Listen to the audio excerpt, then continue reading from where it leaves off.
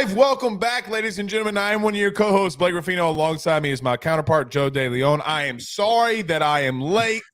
I was defending Joe to the death from the UCLA fans who are so at you, man. You go viral on a random Monday or Tuesday. UCLA fans are coming after you, bro.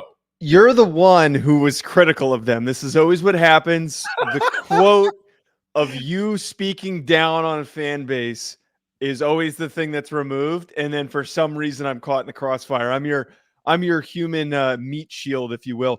Also, massive pause. Okay. Happy Valentine's Day, though, Blake. I thought that I was going to get that, but I guess you don't appreciate me that much.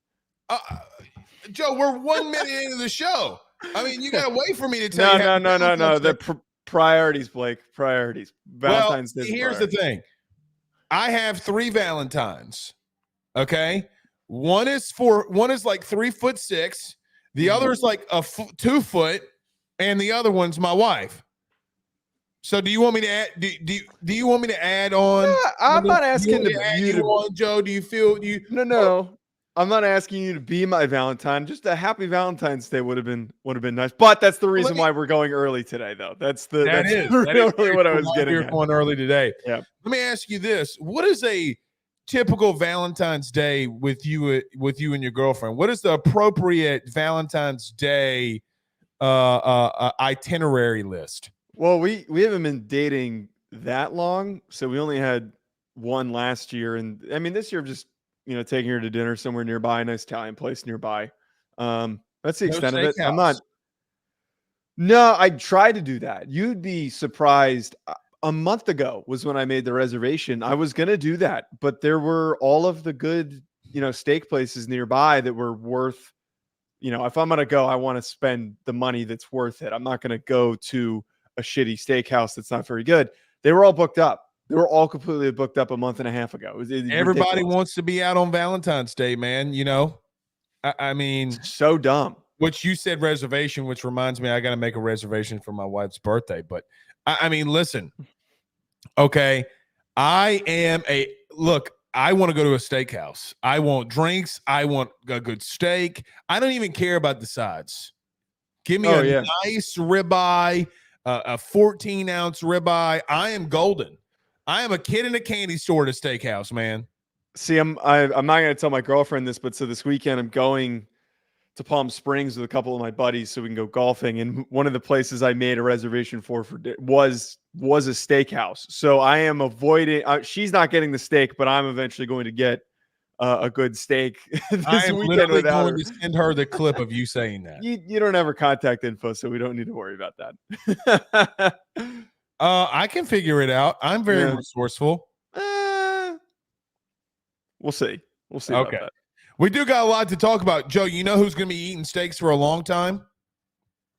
All the college football playoff teams? Is that what you're getting at? Every college football playoff team over the next 6 years is going to be eating the filet mignon, the ribeye steaks, because, Joe, it was reported yesterday that ESPN has come up with a deal over the next 6 years, $7.8 billion in TV revenue that will be issued out. But yet we still don't have a collective bargaining agreement. Yeah, I think that them getting this contract put into place so quickly could accelerate that process as we've talked about a lot of the whole collective bargaining agreement, the unionization, but that's not really the angle that we're kind of going for here. It is going to be a highly contested conversation, I think, over the next few months between Washington State and Oregon State trying to maintain some sort of monetary handout, I think is the best way to describe it, to still be considered a Power 5 conference, even though there's only 2 of them in order for them to stay afloat. But this is pretty massive to signal that they're getting this extension this quickly without the 12-team playoff even being played and without really any expectation of what the ratings are going to be like for these games. I think it also signifies, at least for the next 6 years, that we won't have playoff expansion, right? Which I think was a big worry. And to be honest with you, is a big worry for me. I am not a playoff expansion guy. I am on the complete opposite. I don't think that there's 12 teams that can win a national title on any given year. I know that we disagree on that part, but I do agree that outside of 12 is too much. Anything So more. let me ask you this question. This year, it was the number 12 team. Do you think LSU could have won a national title? Yeah, I think they could have gone on a run. I mean, their defense was horrible, but They could not win a national title. I think just like the Kansas City Chiefs were not the best team in the AFC, they still were a playoff team because they were experienced and they had a good coaching staff and they went on the run when they needed to. So that's all I'm asking for. That's all I'm looking for, is to have the capability of a 4 or a 5 seed to go on a run, because there is a little bit less, there's less barriers for them to get in and to compete for an opportunity to win a national title. The 5 seed winning it doesn't necessarily mean that they're the 5th best team, right? Like, I mean, because that's what I'm getting at. Right. I just still don't believe that 12 can do it, but we'll see. And I think it's going to be fun. We'll talk about that TV contract as well. Joe, Alabama is promoting from within, a guy that I talked about a lot here. Maybe we should have talked about him more, but Nick Sheridan is going to be promoted. The tight ends coach is going to be promoted as the next offensive coordinator. We'll talk about that in Alabama. I think that there are a lot of people that look at Nick Sheridan, and I've made a lot of phone calls on this.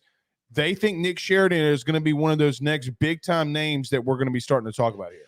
I mean, he did get fired as the offensive coordinator at India. Are we going to disagree on this? I'm actually shocked. Are we going to disagree on this? I do think that is a concern. Yeah. Okay, but we've also seen Mike Denbrock got fired at Notre Dame, and you can make the argument he was the best offensive coordinator in the country last year. Yeah, I don't look at coordinator firings. I don't look at that as the same. Like, I legitimately don't. Okay, but when you go 2-10, staff though, the entire Indiana staff seems to be at Alabama now. That's where I'm a little bit more annoyed, and why I'm a little bit more concerned. I'll save that conversation for when we get into it. But I'm not excited about a guy who went 2-10 as an offensive coordinator and then was fired at the end of that season. I just don't know how that's going to really turn out. It could work out, like you're talking about. Maybe the location reset and having some time to kind of take a step back as a tight ends coach is going to help him. But that one is a huge if for me. Why does Nick Sheridan look like a Will Muschamp and Mike Leach had a baby? I can't not see that now. You mean you can't unsee it now? Look at this. I can't unsee it. Look at this. Look at this photo. Oh, let me go back. Hold on. Wait. Look at this photo. You're going to tell me that doesn't look like Will Muschamp and Mike Leach had a baby? That does look a lot like Will Muschamp. And I can see what you're saying like there. Will Muschamp. I wonder if there's any relation. All college football coaches are related. You didn't know that? I mean, that's what everyone will tell you. Look, he is a guy, though. I'll give him this. Okay, I understand that he was the Indiana OC. We'll talk about this. He came in and was OC during COVID. Okay, there was a reason. Tom Allen had a big reason, okay, on why they didn't succeed too at Indiana. It's a reason that Allen got fired. So yeah. I think that they were trying to do a lot of things that they couldn't do. I think that there's a reason that Kalen Deboer hires him, and he continues to hire him. So we'll talk on Nick Sheridan. Also, Scott Cochran no longer going to be at the University of Georgia. We'll touch on that as well. Kind of felt like that was coming, though, Joe, because of all the off-the-field stuff that continued to be going on with Scott Cochran. Yeah, I'm not totally surprised by this. This was a little bit of a morning news dump that was dropped today.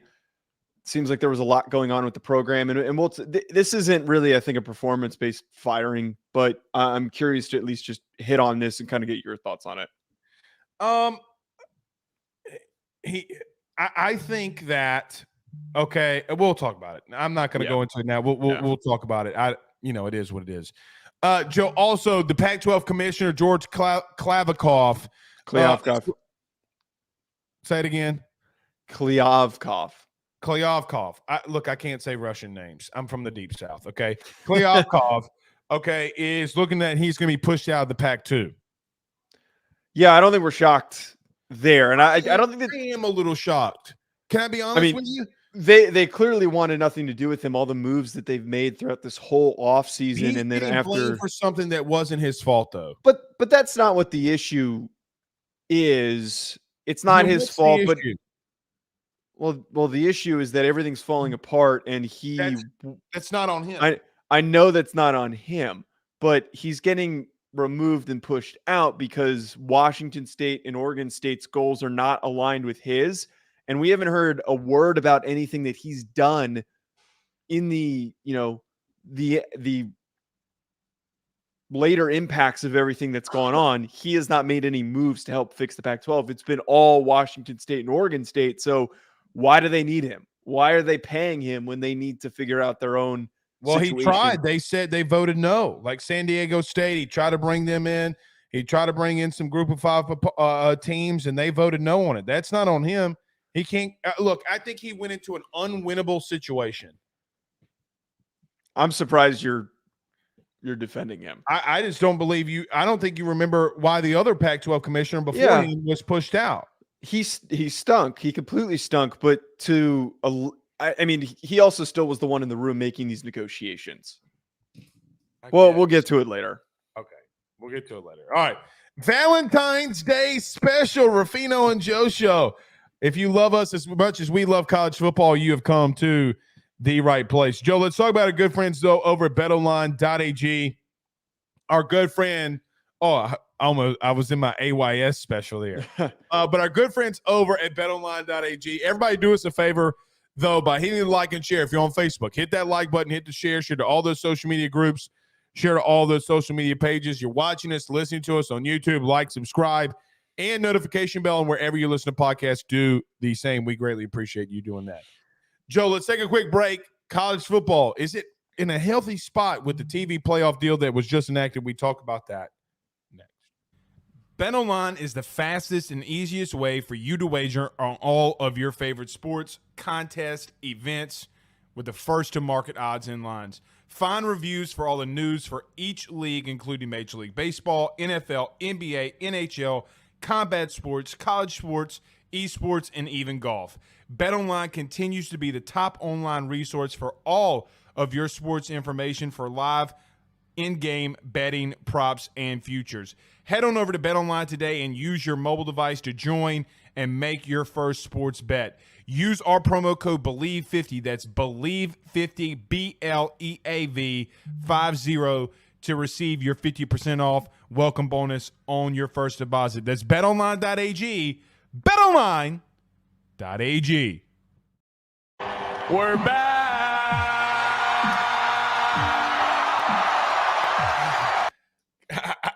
I want to say this, but it's too early in the morning.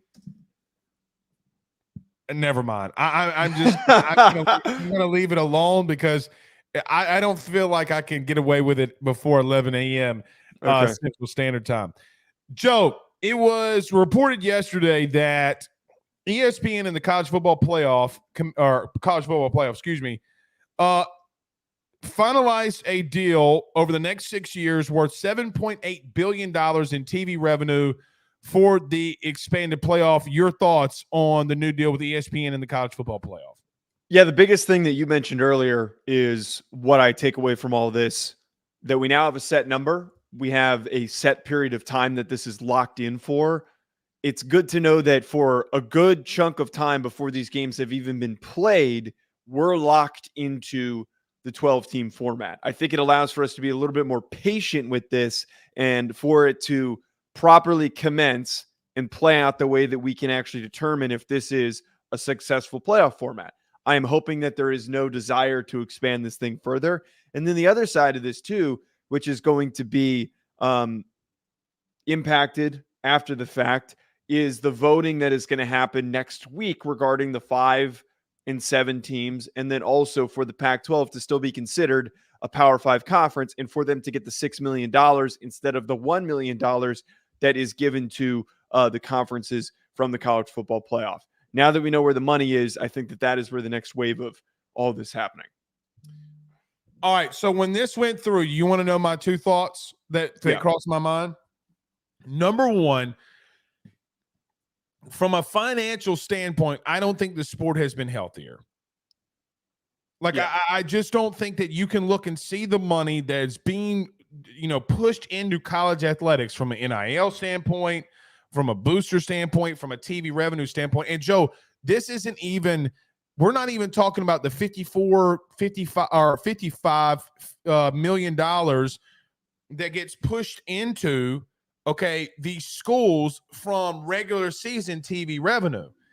It's going to be a free-for-all. Your school is going to pay everything they can and do everything they can to get in the playoff because of the TV revenue money. Like, they're going to want a large chunk of that. I think from a financial standpoint, it's never been healthier. The second thing I thought was, like you mentioned, and I'm not going to spend any time on it, this is more 1A for me, but we do have a set schedule, and there's going to be a vote next week with the college football playoff and the commissioners about going to a 5-7 model. Okay, instead of the 6-6 model, a 5-7 model that would push out the Pac-2. I like that. I don't think the Pac-2 should have an automatic bid. But why do I feel like that when this got approved and finalized yesterday, that this continues to add fuel to the fire on players not making money from TV revenue? The first thing that legitimately went through my mind was, oh man, we're about Joe, we're talking about $7.8 billion, and no players are getting any part of that revenue. That is insane to me. Well, I mean, you bring up a really good point. Part of me is kind of thinking here if that there is some sort of collective bargaining agreement, there's some sort of unionization. It really doesn't make sense for that relationship to be with the NCAA. It actually makes more sense for that relationship to be with the college football playoff, because that's money that we're talking about here. Or to your point, why not do it with the conferences very quickly? Do it with the conferences because they're the ones that are going to receive the money. Have a contract with the conferences, and we'll be over with this. But continue. This money doesn't go to the NCAA. It is getting dispersed to the college football playoff to pay for its operating costs and then to go to the conferences. That is the whole extent of this. And frankly, the college football playoff should not be operating at a profit. I don't know what their books look like. I'm not going to talk on that because I just don't know how much money they as an entity are bringing in. All of the remaining money should be going to the players, like you're talking about. And I think, as you're saying here, this is going to get brought up. As soon as this starts to really pick up steam, I would argue that if the Big Ten and the SEC, if they come to that conclusion that there needs to be some form of union, that they're going to bring this up and say, look at how much money came into play here. The NCAA is not allowing this. We want to allow this. And I think that it is going to lead to more consistency and easiness with interacting with players if there is a collective bargaining agreement. And you know what the NCAA is going to say? What? We ain't got nothing to do with it. Which is going to hurt them. It's going to hurt them further. Well, no, because if you think about it, college football has already succeeded from the national championship part of the NCAA. This $7.8 billion ain't got nothing to do with the NCAA. Right. The TV contract monies has nothing to. The NCAA has wiped their hands of all of this. Okay. Now the NCAA does give money to conferences for like March Madness, for college baseball playoff, and so on and so forth. But I disagree where I do think the playoffs should run from being in the black, because look, you're going to have to put together a 12-team playoff, right? And it's going to be your biggest part of your schedule here. It's just, I think we're moving ever so closely, to a place where, look, players are going to get money. Now, let me say this too. Mm-hmm. I do have another worry, though. Now, I know over the next 6 years, we won't have any more playoff expansion, because that's the deal that they've come together with. But let me throw this your way. If it's $7.8 billion, about $1 billion a year, a little bit more than $1 billion a year, Why isn't the college football playoff committee or conference commissioners going to try to get more teams in there to make more money? It all comes down to, for me, this has nothing to do. Let me tell you this. The expansion never, ever had anything to do with teams not making the playoff. No, it had everything to do with money. Yeah, I don't disagree to do with money. Yeah. So, Joe, no group of 5 team is going to win a national championship. The 12th team or the 11th team in college football, like, for example, Penn State, LSU, Missouri, this year, none of those teams would have won a national title. All of this just is about money. That's all they care about. Yeah, I mean, I think most intelligent people are going to be willing to understand that from a fan's perspective, yes, we want more games. We want more competitive play. We do want that opportunity for a lower seed to go on a run and whatnot, all that good stuff. But yeah, the motivation is from these broadcasting companies, particularly ESPN, who now owns the rights, and from the conferences trying to find a new way to make more money. But to tie this into what you're talking about here with the players and them eventually getting a union and all that stuff, back when Northwestern tried to do this originally, they were the first team to like try and get to put together a union. We didn't have any of this. You know, we didn't have this large of a contract. We didn't have this much money on the table. So I think that is the biggest play in all this, is that with all this money on both ends for the conferences and for the teams, it has placed us in a completely different conversation and in a completely different world. Oh, it has, but here comes down to the bottom line. Where do we go from here? What do you mean? I mean, they're going to. I think they're going to add arguably 2, maybe 4 more teams. I think we get to a 16-team playoff. I don't think we're going to go that far. I really don't. You think that they're going to try and expand that far? Yeah, you know why? Because everybody's going to make so much money, and conference commissioners going to be like, hey, we got 12 right now. I think we can push and level it off at 16. That's gluttonous if they're going to do. You know what? Actually, I would argue is going to happen before we get to that. I think that there is going to be individual conference playoffs before we get to 16 teams. You know why that's not going to happen? Why? Because when you have a school like Georgia that makes an extra $70 million from athletics from going into the playoffs and playing and winning a national title, they ain't going to do no. The SEC can't do that because ESPN's not going to offer the SEC that. They're not going to offer them that. Because look, TV revenue, okay, ESPN is going to want the West Coast. They're going to want the Midwest on their platform. They don't get the West Coast in the Midwest on their platforms. They want to be a part of the SEC. They have the contract with the SEC. But from a playoff perspective, they 1,000% want to have Ohio State versus Georgia. Wait, that's not what I'm saying. That's not what I'm saying. I'm not saying that the college football playoff is going to be removed from the equation. I'm saying that because it's going to be so contentious to get into the college football playoff, that there will be individual 4-team playoffs created by the Big Ten, the SEC, and whatnot. Do you understand what I'm saying there? No, that there's going to be. We have the college football playoff, and then now we have increased competition. We've got more meaningful games in the conferences. Not just we have a playoff to get into the playoff. Yeah, we have 4. No, we have 4. I'm saying this, and I've heard other people talk about this on other shows. We could realistically have 4 teams compete for the SEC championship, and then depending on the results of those games determines who goes on to the college football playoff. There's no way they do that. There's no way. Wait, we're talking here about if you want more money, there's more money to be had in expanding the competition for the SEC championship game than just adding a couple of teams in the college football playoff. Like, if they're really going to be gluttonous and greedy with the money, that's the next thing that's going to happen. That's the next thing that they're going to do. I don't think that's an insane take. I have heard other people pitch that before on other shows that I've listened to, and I think that it is realistic, as you're talking about here, with the amount of conferences that are in schools that are trying to get more money. You ever seen the movie Billy Madison? Yeah, I have.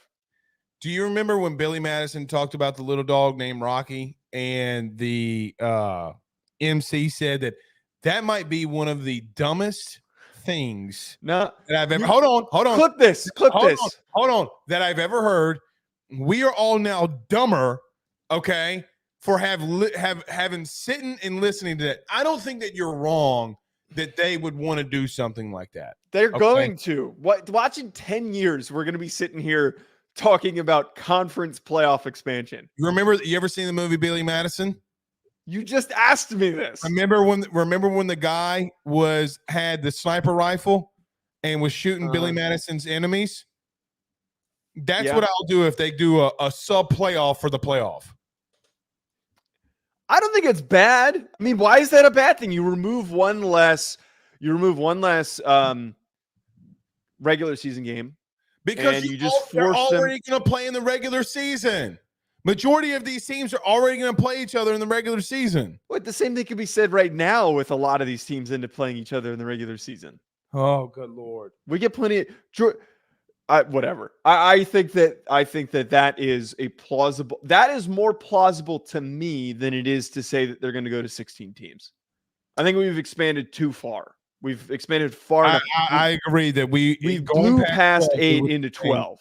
Yeah, we would expand too far. I will say this, Joe, to wrap this all up in a little bow here for me. There's so much money that's being brought in and pushed into college athletics that I do think that we're having the wrong conversations. I think we're having the wrong conversations in reference to, okay, like let me give an example. It is very hard for me to be mad at a player or get mad at anything when it comes to NIL. Okay. When a player like Quinshon Judkins leaves or Caleb Downs goes to Ohio State, or Walter Nolan goes to Ole Miss when he normally would have never ended up in Oxford. When you have this much money being enacted to college athletics and college teams and college programs, I think we're having the wrong conversation. I think the conversation doesn't need to be about NIL because it's Joe, NIL, can I tell you what NIL is? We're just seeing how the sausage was made on how teams built programs in recruiting. You mean to tell me that Nick Saban wasn't giving players money underneath the table, Kirby Smart, all these? You're just finally seeing how all the sausage is being made, okay? I do think there needs to be regulations on NIL in the portal, but that's ironic. No, there's got to be.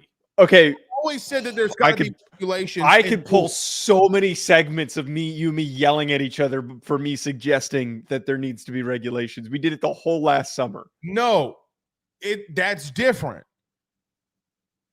It was different. Let me tell you how it was different. Because you were having the argument on what NIL was. NIL is name, image, and likeness. Let me give an example. Have I changed my thoughts on Nico Iamaleava? No. Breaking recruiting violations is different than NIL. Completely different scenario. There's a fine line in between there on what you're on. My argument had always been, and this is kind of a non-discussion, but my argument had always been is that there needed to be regulations in place to protect the players. That was what my whole argument was. The players are the ones that are out there kicking down the front door and saying, "No, they're the ones getting money, ho." They're the ones getting. Some of them are the ones getting screwed. Like Gervion Dexter, who I brought up on the show, who unintentionally signed away part of his NFL money without even realizing he did so. Yeah, I agree with that. I'm with you on that. Okay, that's a little bit on him too now. He's a kid. Well, my whole point is that these kids are 20 or you 21. You smart enough to read a contract when you're 21. Just so you know, before you do an NIL deal, you know that the school has to review it. As someone who's done multiple NIL deals in the past. Well, that's on the schools too and in the collectives for allowing something like that to go through. Correct. So there's a lot to blame here. Yeah. I understand what you're saying. That's not the point I'm trying to make here. The point I'm trying to make here is, okay, let me say it like this, and don't sidetrack me on this one.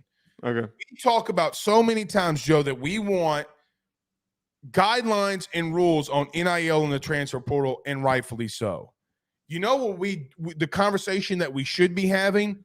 Regulations on big TV contracts and there being no central governance on how college athletics is run.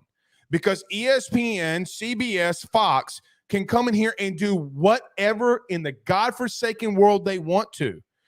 We don't talk about the future of college athletics and what goes on, and possibly there being two divisions, two conferences, two mega conferences. That has been brought up because of everything ESPN, CBS, Fox has done with TV revenue money. So we want to bash the kid, we want to bash the player, we want to bash NIL, we want to bash the portal, but we're not even focusing on the future of college athletics, on what these TV contracts are doing to it.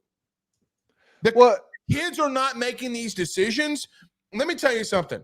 Every decision Greg Sankey has made in the last 4 years, Tony Petitti has made in the last year, has had nothing to do with the player and everything to do with TV revenue money. Well, because if there's no TV revenue money, then there's nothing to decide or make rule changes on. There is no conferences, there's no games, there's no teams. But you know what's happening? Greg Sankey could have stood up and said, you're going to want to put us on your platforms anyway. This going to two mega conferences isn't going to happen. He could have stood up. He didn't say that. He aligned with the big. No. That's not what I'm saying. But I just don't think it's going to happen that rapidly. I don't think that any of this stuff can happen. That's why they have to put together they can't just immediately put this all together. This is something that is going to take years. Well, they've been already enacting everything. No, they haven't. Joe, we in the Big Ten commissioner coming together and talking about mega conferences. Yeah. Ross Dellinger reporting, by the way, yesterday. The SEC and the Big Ten are coming together in order to figure out a way for this to all make sense, which eventually leads to pay to play, which eventually leads to collective bargaining. There are so many steps that need to happen, and the NCAA has to be removed from the equation because they have been the biggest pushback on all that stuff. I'm not really worried about the networks influencing decision-making. You said at the beginning of this segment that this is the healthiest that the sport has ever been in terms of financially. We need the money in order for it to continue.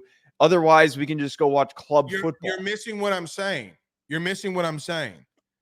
What I'm saying is, yes, TV revenue money is helping the sports from a financial standpoint.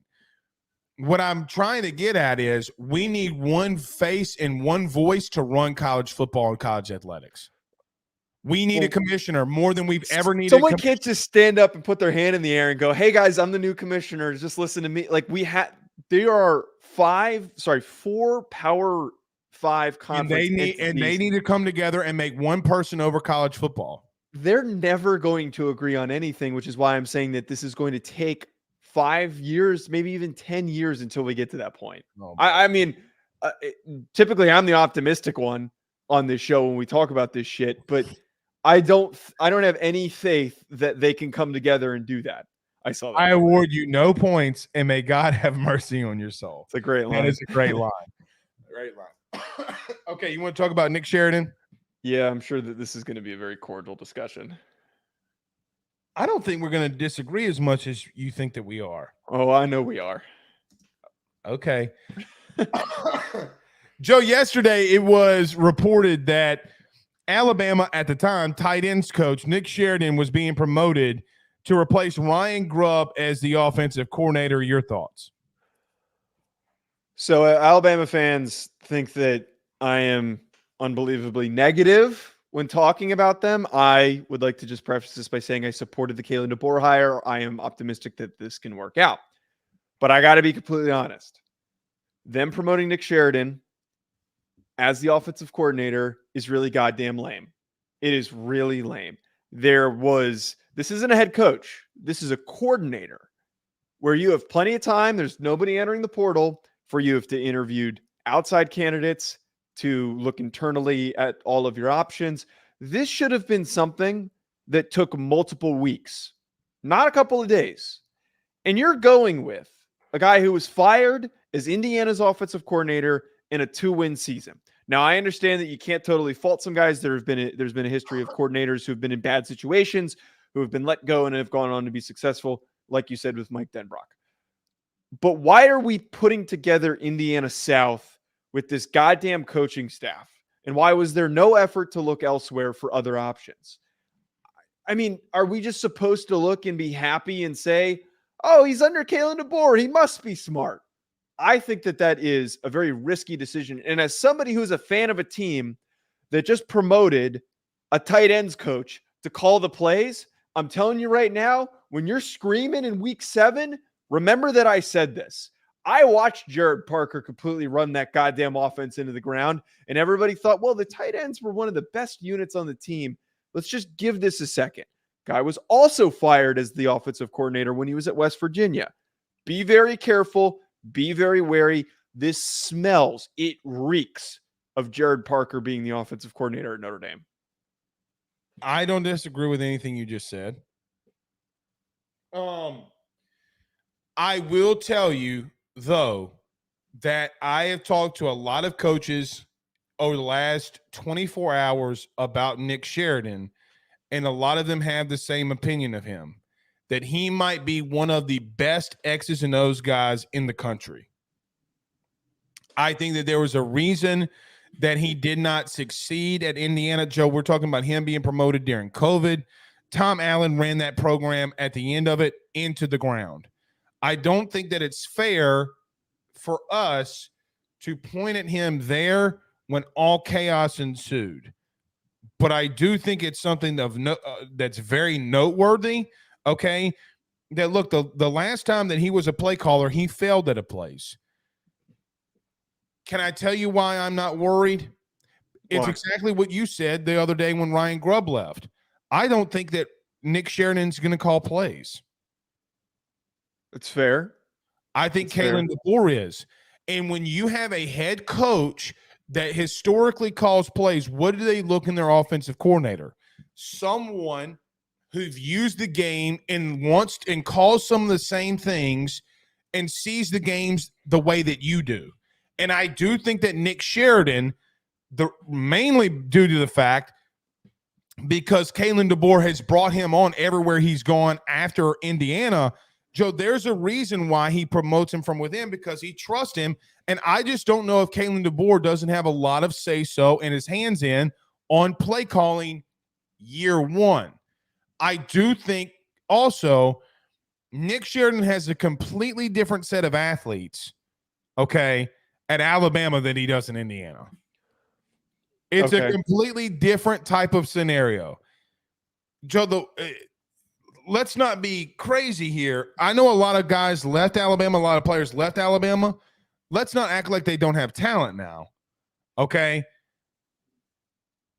My only concern is what you said, though, is that Nick Sheridan, look, he didn't have a lot of success. But I do think that there's something to be said that I've talked to a lot of coaches that are guys that have been in college football for a while, and they really like him. They think he's one of the best X's and O's guys that's in the business.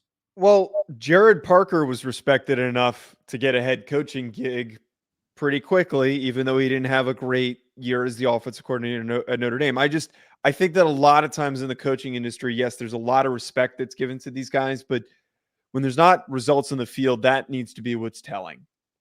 You know, sometimes we need this outside opinion and view on things to be able to observe and see how things performed when they were given the opportunity. If they had gone, say they had won 5 games instead of 2, maybe I'd be a little bit less uneasy about this, because then one could argue, okay, that's not totally on him. But to only win 2 games and for the offense to be completely anemic the year that he was the offensive coordinator, I don't know, man. I get that there's different athletes that you're working with in Alabama, but if guys can't get something out of nothing, then I start to get a little bit worried. But to your point, Kalen Deboer is the one calling the plays. That's not really my issue. I don't know if he is, but if I do think he will ultimately be. He better be. He better be the one calling the plays. This is what you signed up for. You signed up for an offensive wizard, and then to put all of the risk in the hands of a You guy mean who what Auburn did last year. Yeah. Yeah. To put all the risk in the hands of somebody else who isn't that experienced or as successful. I mean, it's cowardly. It's very cowardly. Kalen Deboer can't do that to himself, especially in year one. They need to hit the ground running. And the way that they're going to do that is him calling plays. Who does he go and get in February? What do you mean as an offensive coordinator? You said that this should have taken weeks. Who does he get? Because by the way, let me tell you this too. I get what you're saying and trying to give time to make a coordinator hire. I don't think they have the time.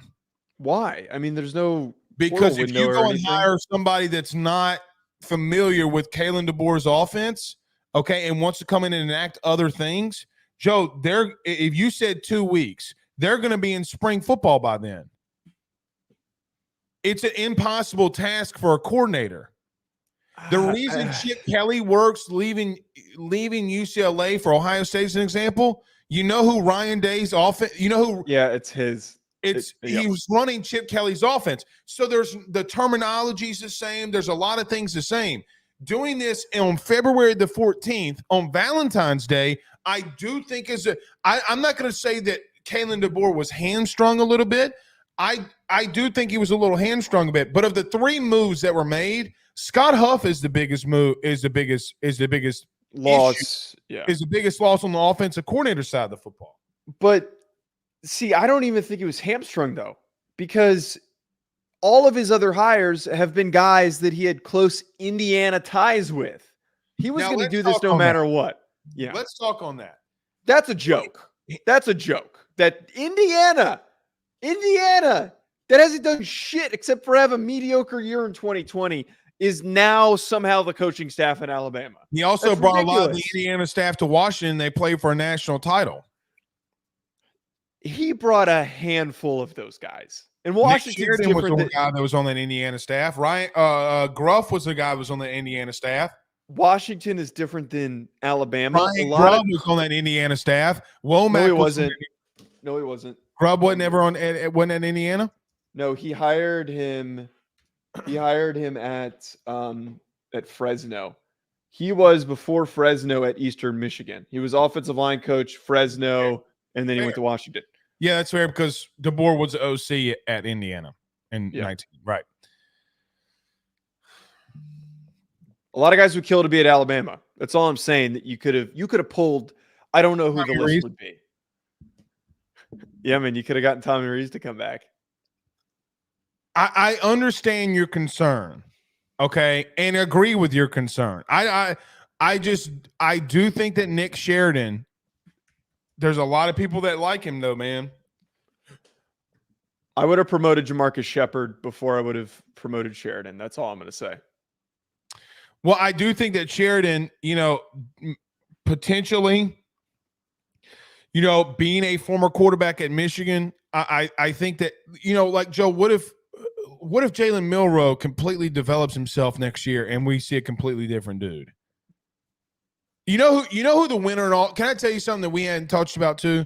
You know who the biggest winner in the Kalen Deboer sweepstakes was? It was not Alabama. You know who it was? Jalen Milroe. I don't think it's a foregone conclusion he starts though.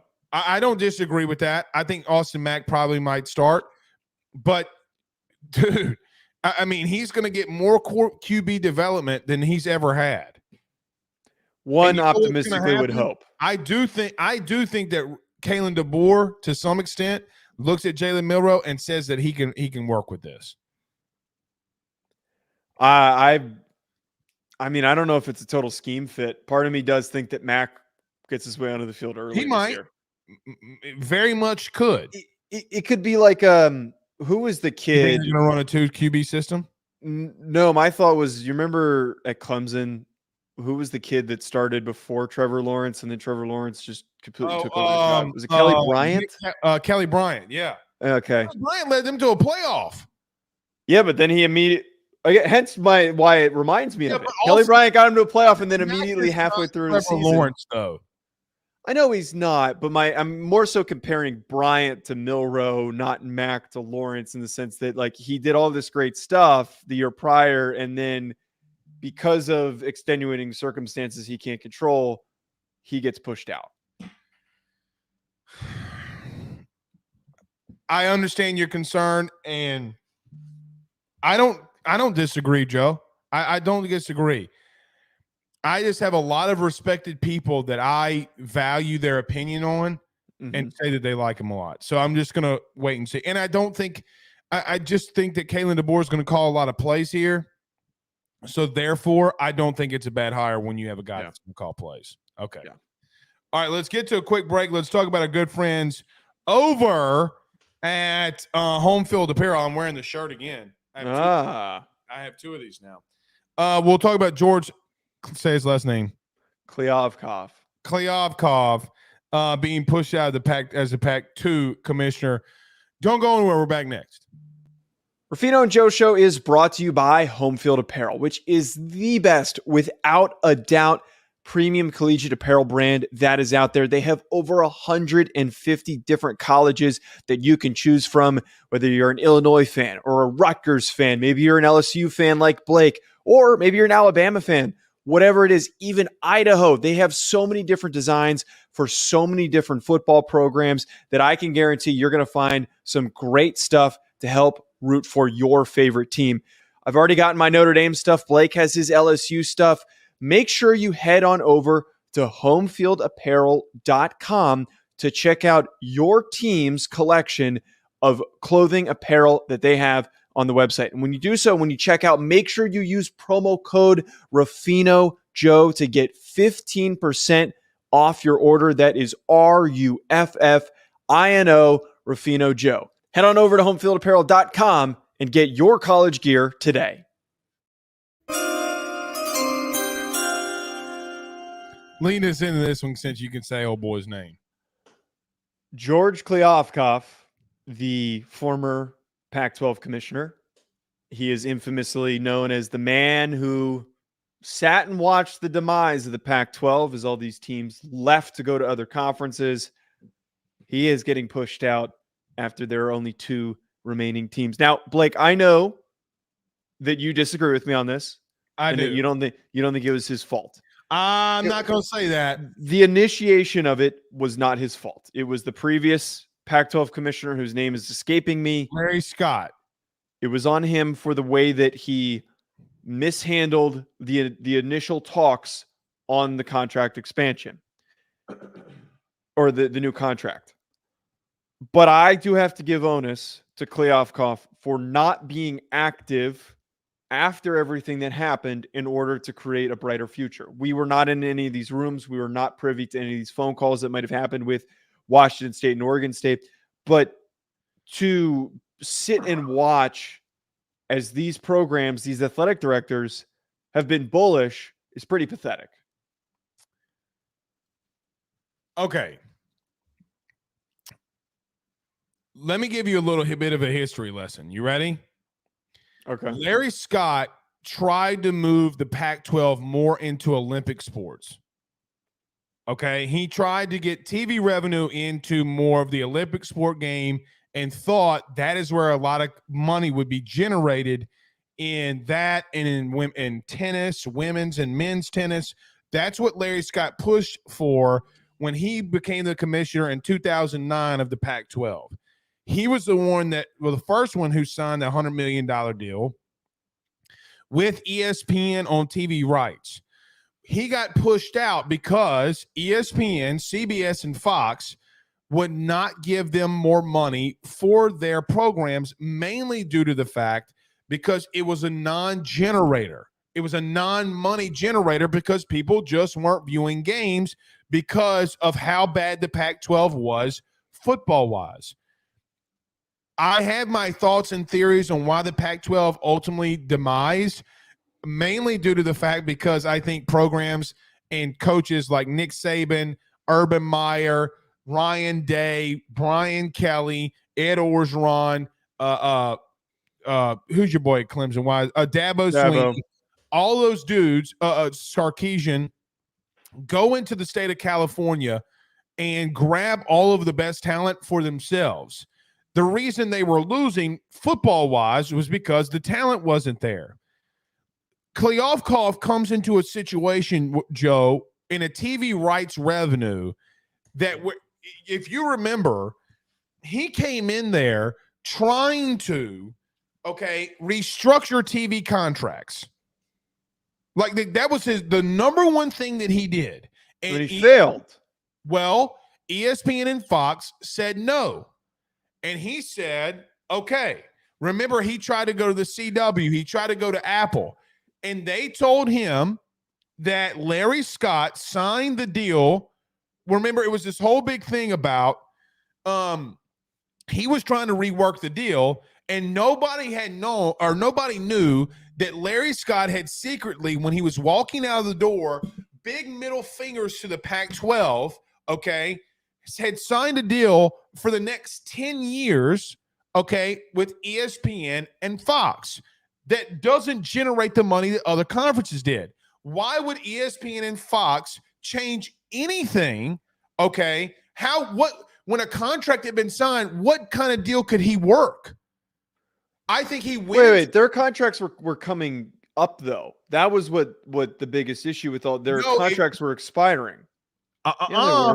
No, then why is ESPN and Fox having to pay the Pac-12 all of this money, and it's going to be generated and it's going to be given to Oregon State and Washington State? That's the only reason why all this is going, is because the Pac-12 is done with. He tried to restructure the deal, but Larry Scott had done the extension or signed the extension. Maybe it wasn't 10 years, maybe it was 5 years. But that was the reason why ESPN and Fox said no. This is an article from Ross Dellinger about Larry Scott talking about him signing the deal. As the last act as the Pac-12 commissioner, okay, so it's a 5-year deal. Larry Scott signs a 5-year deal with ESPN and Fox worth $120 million a year. But the deal ends in 2024, 2025. The biggest issue, and the reason why this all goes on Kliavkoff, is that there needed to be a renegotiation. Yes, what you're talking about with Larry Scott, that he set when this conversation needed to be had years prior, set them up for failure. But the overvaluing of the conference is what led to its death, was that Kliavkoff was trying to negotiate for an astronomically high number that they weren't going to get. There was this expectation that even if the teams are good and competitive, there is just not the same amount of eyeballs for the Big 12, Big 10, for the SEC, for them to be on par with any of those contracts. That's why I think it goes a lot on him, is that when this was coming down, there was a delusional decision by him in terms of what he was negotiating. And then after the fact, we've got opportunities here to figure out, maybe merge conferences, and he hasn't done shit. But Kliavkoff did go to the presidents and universities and said, do you want to take this ESPN deal? And they said no. That was the whole reason for the move. Well, at that point, I think that there was a lot of ulterior motives by those conferences. That's not on him. That's not on him. If he can't rally his troops and can't get his guys to stick together, that is on him. We talked about Fox and ESPN coming up with these TV deals. They are the reason why all these schools in the Pac-12 left and went to the Big Ten. That's lame on his part for getting pushed around that easily. I just don't know what you wanted him to do when ESPN and Fox are already not get dicked over. Joe, Larry, you think Greg Sankey would get dicked over this easily if this happened to him? Greg Sankey legitimately had Nick Saban and Kirby Smart and LSU constantly winning. And by the way, throwing this out here, had the highest ranked TV revenue because of viewership. But I'm just talking about from like a personality standpoint. Greg Sankey's not getting his ass kicked this easily. I just think that Kliavkoff was just this complete nothing presence that just watched everything happen and kind of was not active. Be more aggressive. He just was okay with everything. That's my problem. You know what? The reason why this died. George Kliavkoff, you know what he had to do? Let me give it a scenario. They sent George Kliavkoff into a situation where a house was on fire, okay, and you wanted to go, okay, and try to go to the homeowner and pull their fire insurance away from him. No. The house is on fire. He Larry walked Scott in the left living room and he sat down. He sat down in the living room and just kind of checked out. That was what he did. So you're going to put all of the Pac-12's issues on one man that got there in two men, him and Larry Scott. It's the both of them. Larry, you need to put this all on Larry Scott. This ain't got nothing to do with Kliavkoff. It's got plenty to do with him. I also look at the end of the day, it doesn't make sense for Washington State and Oregon State to keep him around because their best interests do not align with his. Their best interests are remaining in a competitive playing field, and his is to try and get the Pac-12 back to a profitable status. They're two completely different priorities. It doesn't make sense. They also should not be spending the money on paying a guy like this to run a conference that's non-existent.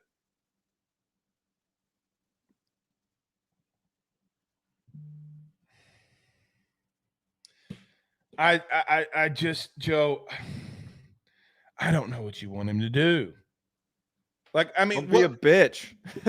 Okay, well, what if everything would have gone right, what would he have done? If ESPN, Fox say no, what do you want him to do? If he goes to the university and says ESPN and Fox are offering this and they say no, what is he supposed to do? I'd be more proactive in renegotiating. The market is what it is. Joe, let me tell you something. You live on the West Coast, so you see a lot more than I do. Yeah. So ask me how many games I watch of the Pac-12 at night. None. Well, I do because I have to cover it to be on this show. Before I covered the Pac-12, I'm going to be honest with you. I ain't watching it. It's too late. There was no viewership. They weren't winning anything. Hold on. You know how they would have gotten a better TV revenue? What? How? If they would have won. Well, okay, so there's very low likelihood of them being a national championship contending conference. Now, this was a year that they were really competitive. It was the most competitive that they've ever been, which is why it's ironic. There is not going to be as much viewership in the Pac-12 as there are going to be other parts of the country just because of the geographical divide of, if we look at the Western states compared to all the high populated cities that are on the East Coast. There's really not as many on the West Coast as there is on the East Coast, and that's where all the teams are. That's not going to happen. But to not be able to get these teams to understand their market value and for them to allow them to operate independently and for them to go make their own decisions, to allow USC, UCLA to go make their own decisions, all of these things to happen, means that he did not command the room or the respect of the other athletic directors, the presidents of these schools, all of that stuff. That's what I'm saying, is that if he could not command the respect of those people in order to make the right decisions, it's all about, and that's why I brought up Greg Sankey, it's all about rallying the troops and rallying everybody in the right direction. You could tell during this whole thing, everybody had their own best interest in mind. And that to me means there's a lack of leadership. And I have to point to the guy that was leading when the ship went down. I have to. I agree with this. Chance Babin says the Pac got outsmarted by the Big 12, who got media rights done ahead of them. And you know what the Big 12 did too? I'll agree with this, where I believe George, this is where I blame George. George did not try to go bring other teams into the conference. That's something he should have done years ago. I agree with that. That is the one thing that I think you can blame him on. He should have gotten a deal done with San Diego State, Boise State, all these other teams along the West Coast, BYU, okay, before they went into the Big 12. He could have gotten a deal done with them. I agree with that. Okay, if there's one thing I will concede is that he should have gone and expanded his conference so that it would have been more – he could have brought in other teams into the Pac, and maybe they could have survived. Maybe you lose UCLA, USC, Oregon. Maybe you don't lose to Washington, right? Like maybe you don't lose somebody like that. So rest in peace, George Kliavkoff. Not legitimately. By the way, we got some breaking news. Massive breaking news. Actually.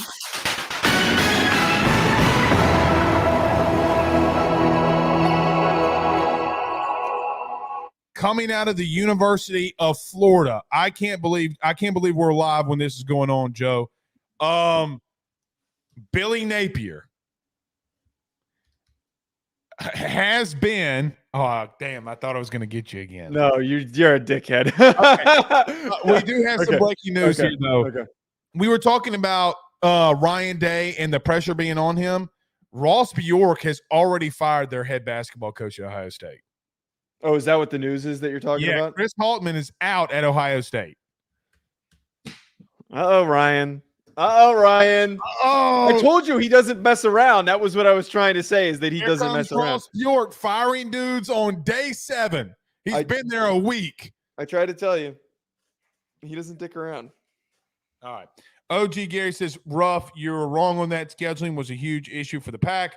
The entire conference ate up each other, but the entire conference eating up each other has nothing to do with Kliavkoff. It has everything to do with talent problems. All right. We will see y'all again Sunday. Joe, tell your lovely soon-to-be – never mind. Stop it. Okay. Tell your girlfriend happy Valentine's Day for us, and it has been a very good show. We'll see y'all again on Sunday. Y'all have a good day. Peace.